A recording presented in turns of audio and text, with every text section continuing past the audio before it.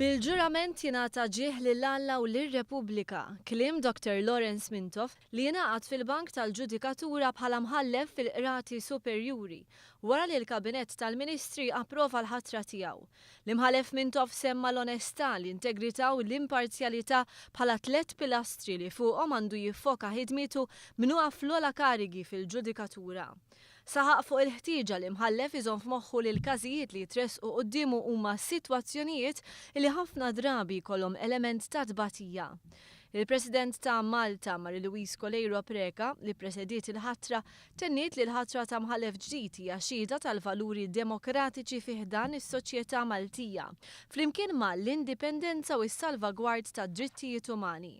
F'kummenti mal-ġurnalisti wara l-ħatra, l-Prim Ministru Joseph Muscat irrimarka dwar il-fatt li Lawrence Mintoff dejjem ħa punt ta' prinċipju. L-integrità tiegħu hija unquestioned. U jiena għalija meta jiena u l-Ministru Bonnici flimkien mal-bqija tal-Kabinet ħtarna, innominajna lil Dr. Mintoff għal-ħatra tiegħu dik l-ewwel ħaġa li semmejna f'moħħna, l-integrità. Tul is-snin Mintoff serva f'diversi karigi fost oħrajn mexxa l-uffiċċju legali ta' entitajiet importanti bħal Malta Enterprise. Bħala avukat fil-qorti prattika l-aktar fil-kamp tal-liġi ċivili, liġi kummerċjali u l-liġi amministrattiva.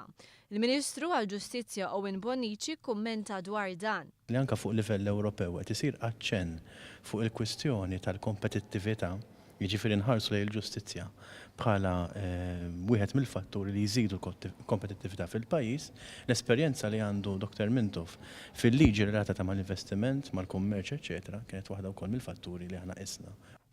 Il-ħatra tal-imħallef Mintoff fil-Palazz tal-President il-Belt Valletta kienet is-sitt waħda fil-ġudikatura f'din il-leġislatura wara l-ħatra ta' 2 imħallfin u 3 maġistrati.